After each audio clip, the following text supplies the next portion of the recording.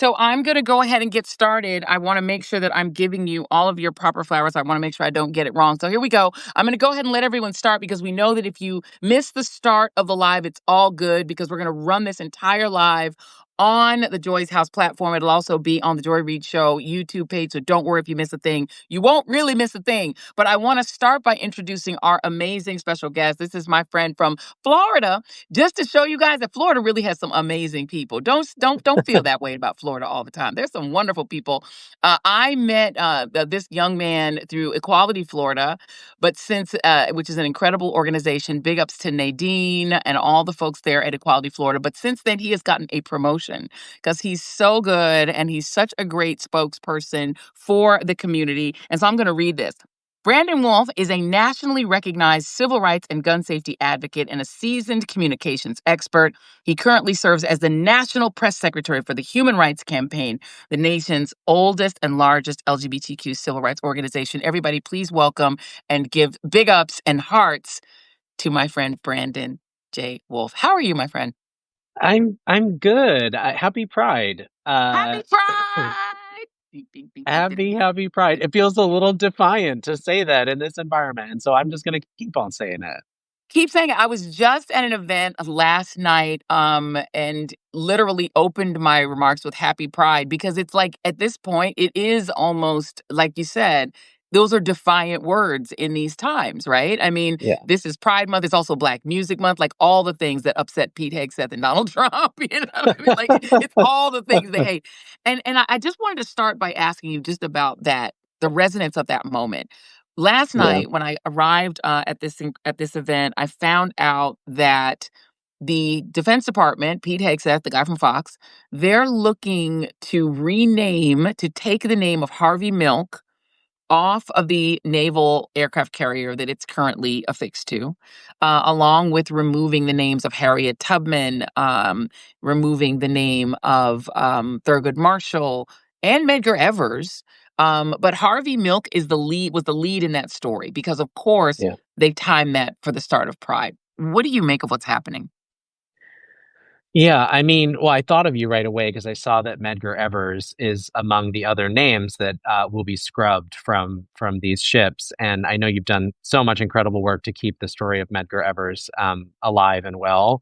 Um, it's embarrassing. It's all so silly, and it would be, maybe comical if it weren't so disturbing. What is being done to divide this country and to politicize our military. Let's be clear that Harvey Milk is not just a civil rights hero. He's not just, someone who paved the way for LGBTQ plus elected officials and queer people in politics generally.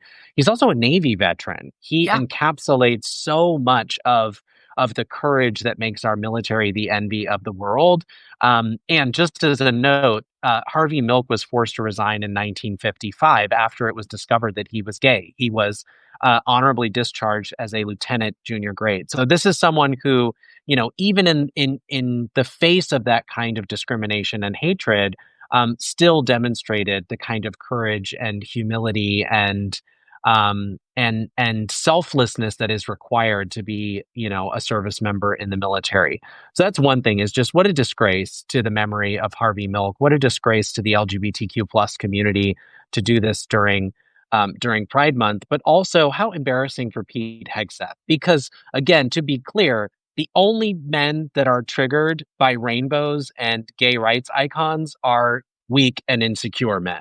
Secure men do not go to great lengths to scrub the names of gay icons off of ships. That is what weak and secure men do.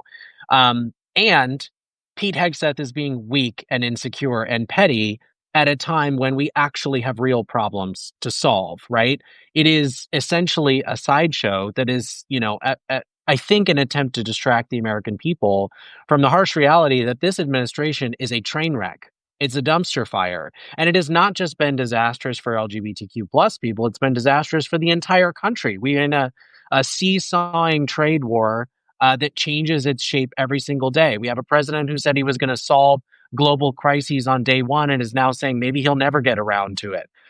We have a ketamine infused narcissist who was having the president babysit his child in the Oval Office instead of solving real problems. And at the very same time, this administration has tried to scapegoat the LGBTQ plus community, has come after our rights and freedoms in education and healthcare and otherwise. So again, it is embarrassing. It is a disgrace to the memory of Harvey Milk. It's a disgrace the LGBTQ plus community. It's embarrassing for people like Pete Hegseth, who are clearly so weak and insecure that they got to do whatever they can to distract from their own failures in this moment. And it's such a shame that it's the taxpayers who are going to have to bear the burden of scrubbing these names off the side of a ship, who are going to have to deal with this sideshow, while real problems that need to be solved go unsolved in this country. Right. I mean, I think about the waste of, you're right. There are two aspects of it. There, as you said, there's the foolishness of it. I mean, they're so desperate to have LGBTQ people erased from military history. They scrubbed the Enola Gay from the websites. The Enola Gay was the bomb, was the bombardier, the ship involved in dropping nukes on Japan. The Enola Gay was not a gay person. No. Well, But they this were is like, it what had the word gay in it. It had to go.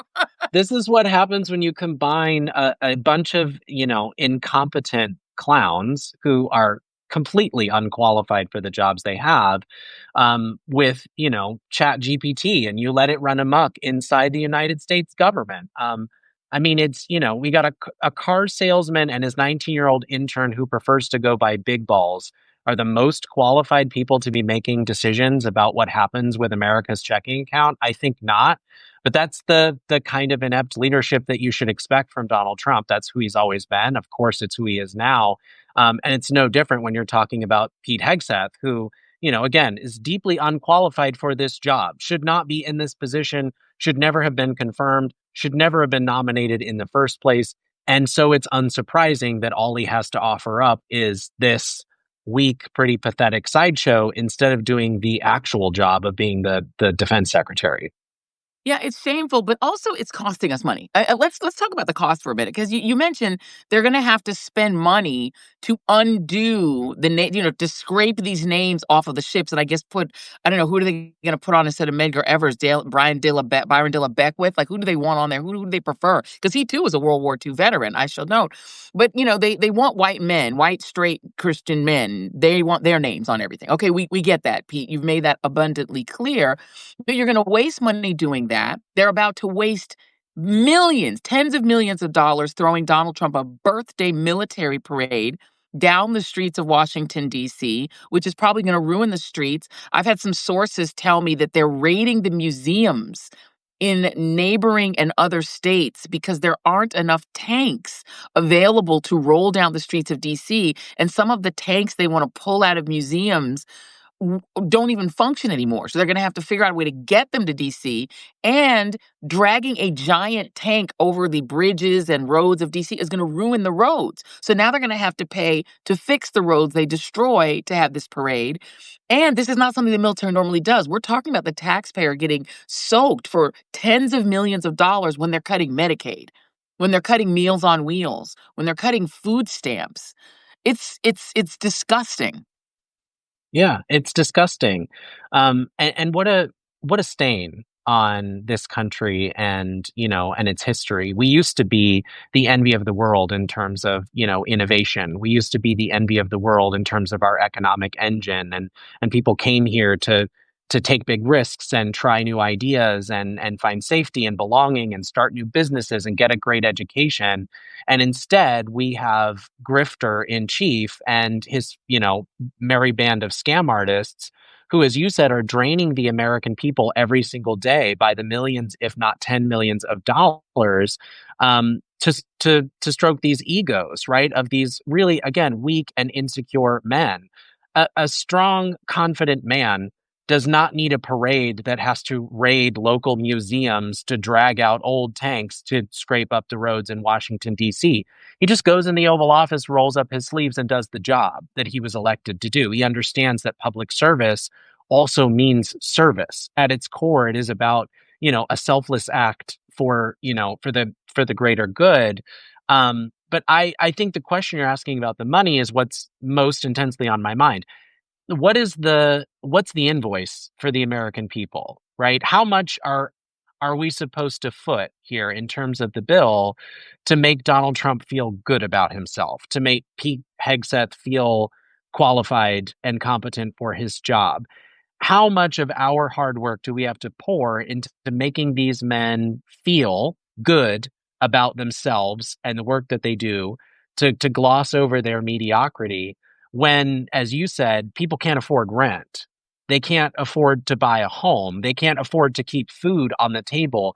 Congress is talking about knocking 13 plus million people off of their health care, people who need it most, right? People who are on Medicaid, because they say that we're so broke we can't pay the bills. And yet we can find money to stroke the egos of people like Donald Trump and Pete Hegseth. It is, again, so deeply embarrassing. It is such a stain on this country and its history. And it's going to have real devastating consequences, again, for people who need these things the most. Yeah, and very well said. But there are two things here. I think that people look at their immediate pecuniary interest, they look at their economic interests and the struggles immediately, but the big picture can sometimes get away from folks.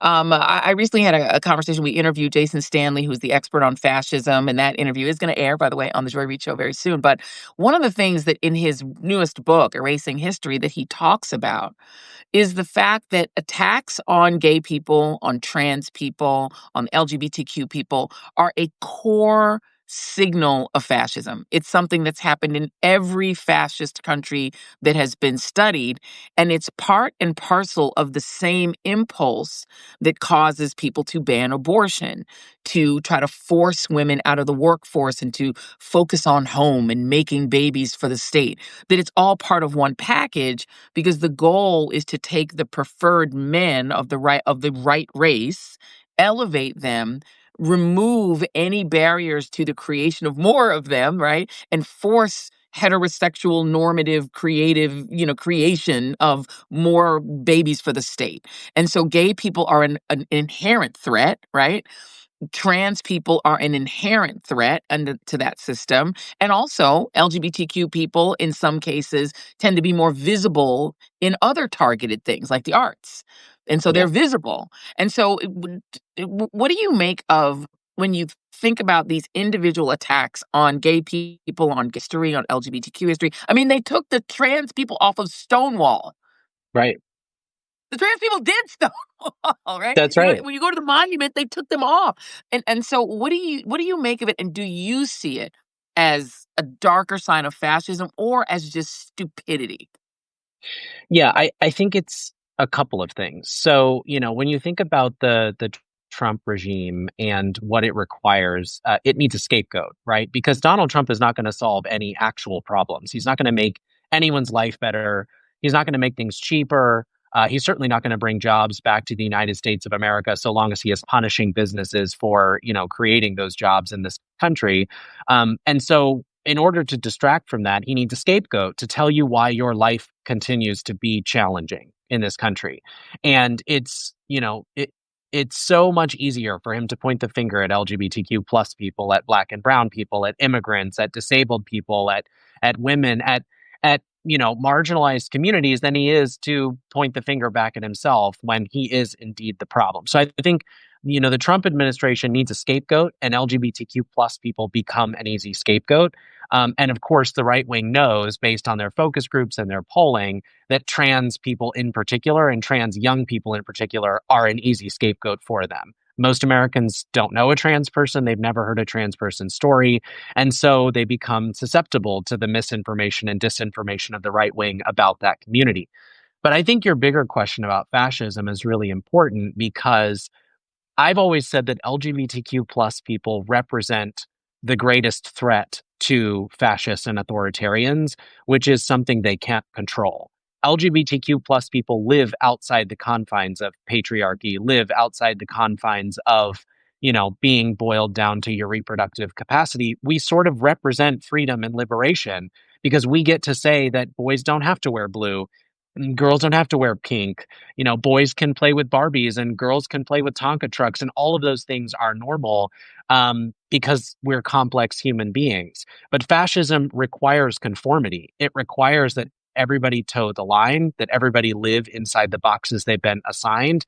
It requires a patriarchal structure that tells you there's only one right way to live, only one right way to build a family, only one right way to love, and that we will use the power of government if you step outside those lines to punish you. So I think, again, on the one hand, you have the Trump regime who's looking for a scapegoat, and LGBTQ plus people historically have been an easy scapegoat. And then on the other hand, this broader existential question, which is, why do fascists target groups like LGBTQ plus people? And it's because our existence represents the thing they fear most, which is the freedom to live outside the lines. Well said. And the other thing I would love for you to talk about a little bit, there is the military piece of it where there are people under direct threat. I mean, they are removing trans people from the military. They're saying they can no longer serve. They're discharging people. And I believe they're giving people honorable discharges at least so they can hopefully get their pensions. I don't even know. But on the other side of things, they're putting a lot of pressure on all these other things, including the arts. You saw Bruce Springsteen come out and get a lot of praise, but also make a lot of people mad for speaking up, for the artistic communities. But then you've also seen a lot of Hollywood sort of dial back. One of the things that has really triggered the right in Hollywood is the representation of gay people and relationships in movies and TV shows and series, et cetera. Do you fear that Hollywood won't stand up like Bruce Springsteen did in music, or like the Kennedy Center has tried to do? Do you worry that, the greater culture will pull back because they're scared? I I don't think so. I think long term, inspiring people to be unapologetic about who they are, to be out and proud is a genie you can't put back in the bottle. There is no changing the fact that the world that Donald Trump and Mike Johnson and JD Vance and the entire right wing is so afraid of is a world that's already here, right? 30+% of Gen Z identifies as part of the LGBTQ plus community. LGBTQ plus people have over $1.4 trillion in spending power in this country. You can't put that genie back in the bottle. There is no president who can erase that fact, that reality. There is no executive order that can push all of those people back into the closet. So they try their hardest. They wield every weapon they have to try to bully and scare people into submission, but those people aren't going anywhere. Those LGBTQ plus people aren't going anywhere. And I do think that the targeting of the arts and of history and of Hollywood is really intentional, and it comes from, again, this deep fear that they have, because stories are the best inoculation to their disinformation. We know that. The data tells us as soon as someone meets a trans person, they are far more likely to support that person's fight for freedom. They want to see that person get access to healthcare. They want to see them be able to get a job, to serve in the military, to get an apartment. They want to see them have access to the American dream just like everyone else. That is true across the board. When people hear the stories, when they get to know their neighbors, their family members, their friends, they are much more likely to stand in solidarity with those people. And so, again, fascists, authoritarians, the right wing are terrified of the freedom that comes with storytelling. And so they try to squash the stories. They try to scrub the history books. They try to whitewash, the troubled, the dark, the violent history of this country, because telling those stories, being honest about who we are and who we're going to be, inspires people to imagine that something better is possible, and they certainly can't have that. Absolutely. No, you're absolutely right. Well, I have to now turn it to something. We have to talk about something fun. Okay. So I literally wanted so badly to go to the Janelle Monáe concert that is actually taking place tomorrow. I'm very bummed. I'm going to be on a flight, so I'm going to miss it. But I really wanted Oh to go because no. it's Grace Jones and Janelle Monáe. Like Oh, I come on. literally, It doesn't I'm get better like, than that. I'm so sad, but I'm really wishing them the best, and they're both two amazing people. But that would have been one of our fun things that my daughter and I were going to do for Pride. What are you going to do that's fun for Pride? Oh my god. I'm gonna try to sneak backstage to meet Troye Sivan. Don't tell anybody I said that. And if I Well, pop now up with a you picture, said it. I know, darn, everybody knows. Don't tell anybody. Don't tell anybody. But no, that will be. I'm gonna try to enjoy the parade. I'm gonna try to, get out to a show, a concert or two. And honestly, like, the fight is fun for me too. The protest is fun for me too. So on Friday at 5 at the Supreme Court, we're gonna have a rally to bring Andre Hernandez Romero home, the Yes. the Venezuelan asylum seeker. who was disappeared by the Trump administration to El Salvador. And then on Sunday, I'm going to rally too at the Lincoln Memorial. Like all of that brings me joy to be in community with people. So I'm going to get a little piece of all of it. Celebration and protest. Absolutely. And what is their updates on this young man? Because he is a makeup artist. Yeah, He's not a gang member.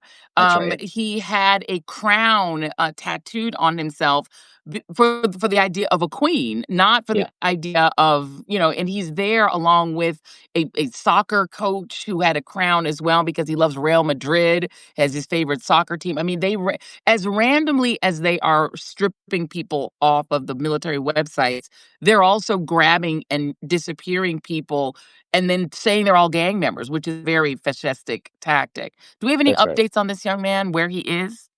Yeah. So, one, you're making such an important point, which is that if someone can be stripped of their due process willy nilly, if the president can, unilaterally decide that someone doesn't belong here and just boot them without the process that they are due, they could do it to anyone. So, if you think that because you are not an appetizer, you're not on the menu, you have another thing coming. And all of us need to be saying out loud that this is unacceptable. We cannot be disappearing people to random, prison camps in El Salvador. People are due process in this country. That's part of freedom and justice and equality for all. So Andre Hernandez Romero, as you mentioned, is a Venezuelan asylum seeker. He fled to this country because he was being persecuted for being gay in Venezuela, and he sought safety here. He sought belonging here. But the Trump administration unilaterally decided that they didn't want him here. They disappeared him without notice to El Salvador. Again, he's from Venezuela. No one's quite clear on why he is in El Salvador in a prison. And folks have not heard from him since then. The HHS Secretary Kristi Noem, noted puppy killer Kristi Noem, was asked during a hearing in front of a congressional committee if she would commit to at least confirming whether he is alive or dead, and she refused to do that.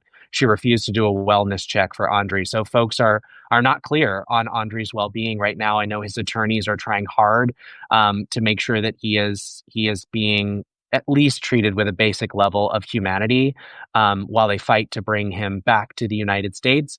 And I think a court recently said that if he can be brought back to the United States, if he is brought back here, then his asylum claim should continue, that it was a legal asylum claim. And so, again, the fight to bring Andre back to this country continues. And it is this bigger fight about we don't just disappear people to prison camps in El Salvador. So brutal, by the way, that their own justice minister has said that the only way to get out of that prison is in a coffin.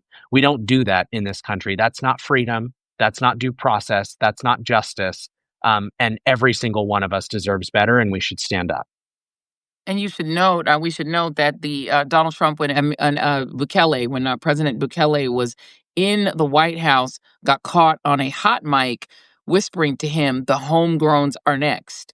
And they've also reportedly been having conversations with South Sudan and Libya and other countries, and I believe Syria, to send people, to send migrants. But they also have made it very clear, Donald Trump and Tom Homan and the gang, and Stephen Miller, that whole crowd, that they actually have their eyes on Americans too. So don't think Yeah, that it couldn't happen to you. Brandon, it is always such a pleasure speaking with you. You are such a me too. force. I'm your biggest fan. I'm your publicist basically because I I'm like, love this is the that. smartest young man in Florida. So no, there are a lot of great people in Florida. I have a lot of friends in Florida. They all going to be mad at me and yell at me, but you are so brilliant. You are so committed. You are such a great fighter, and also you fight with joy, and with style. And Always. I I love. try. Yes, you do. You do. Well, I appreciate and love you. I appreciate you so much, and thank you so much for being here. You too. Happy Anytime. Pride. Anytime. Happy Pride, everyone. Happy Pride. I got my James Baldwin shirt on. Love, love, love.